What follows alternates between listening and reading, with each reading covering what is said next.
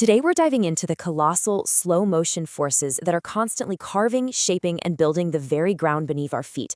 So get ready to meet Earth's master sculptors. It's a question we've all probably had at some point, right? You're standing there, looking at some incredible landscape, and you just wonder about the epic, slow-motion story that brought it into being. Well, today, we're going to pull back the curtain on that very process. And that, right there, is the key idea to hold on to. Nothing is static. The mountains, valleys, and coastlines that we see, they're just a single frame in a geological masterpiece that's always in progress. So let's start by looking at the canvas itself. Okay, so before we can meet the artists, we really need to understand the basics of their medium, the land itself, and the two fundamental techniques they all share. Let's get on the same page with some of the lingo. A single hill or a valley, for instance, geologists call that a landform. Now, when you group a bunch of related landforms together, you get what we call a landscape. Pretty simple, right? This just helps us talk about the whole masterpiece with a bit more precision. Now, every single sculptor we're about to meet, no matter how different they seem, uses the exact same two master techniques. It's a push and a pull. On one hand, they carve away material through erosion. But on the other hand, they build up new features by dropping that material somewhere else. That's a process called deposition. It's this constant dance between destruction and creation that shapes our world. All right, let's jump in with our first sculptor, and it is by far the most widespread on the planet, especially in humid regions. Running water. From the tiniest little stream to the mightiest river, water is just a relentless artist. You can actually think of a river kind of like a living thing. It goes through different stages.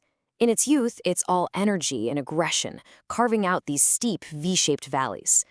As it matures, it starts to deepen those valleys. And then, in its old age, it gets slow and meandering, depositing sediment and creating these wide, flat floodplains. And this is where it gets really interesting, because the canvas itself, the type of rock, totally dictates the final artwork. When a river hits hard, resistant rock, it carves a deep, narrow gorge. But if you give it softer, layered sedimentary rock to work with, well, that's when it carves a classic canyon with those iconic step-like sides. So what happens when that water slows down? It switches hats. It stops being a carver and becomes a builder.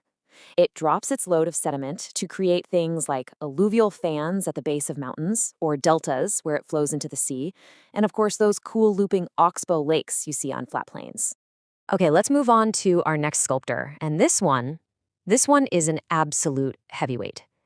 Glaciers are incredibly slow, but their sheer size and weight give them this unimaginable power to reshape entire mountains.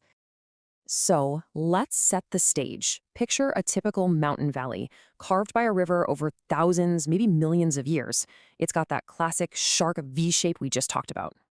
Now imagine a massive glacier, a literal river of ice, plowing through that exact same valley.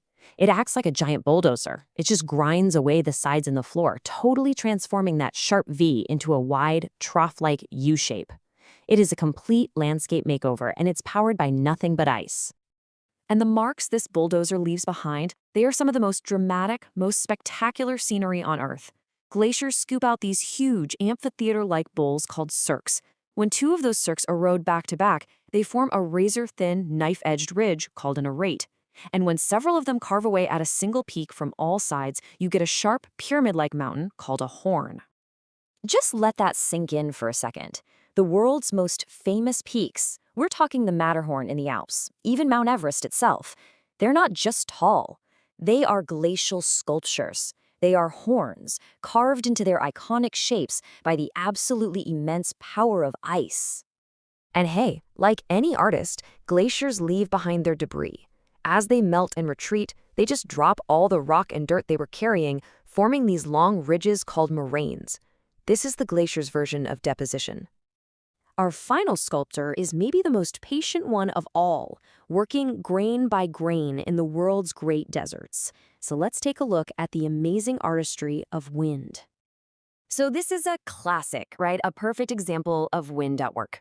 See, wind can't lift heavy sand particles very high off the ground, so it basically sandblasts the base of a rock way more than it does the top. And over thousands of years, this process creates these incredible, top-heavy mushroom shapes. And the wind's toolkit for erosion is surprisingly varied. It can just lift and blow away loose stuff. That's called deflation. It can also use those flying particles like a sandblaster to wear down rock. That's abrasion. And then, of course, there's just the simple, relentless force of impact from every single one of those grains of sand. But wind isn't just about destruction. Oh no. It is a master builder, a depositional artist. Depending on how much sand there is and which way the wind is blowing, it creates the stunning variety of sand dunes. You get these beautiful crescent-shaped barchans that look like they're marching across the desert. Or if the wind is really constant, you can get these long, straight longitudinal dunes that stretch for miles. I mean, these are the true artworks of the desert.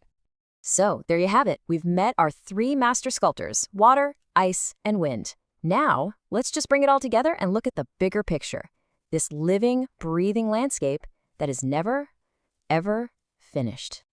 So, to recap, each artist has a signature style, right? Water is the great carver of V-shaped valleys. Ice is that powerful bulldozer that creates the U-shapes.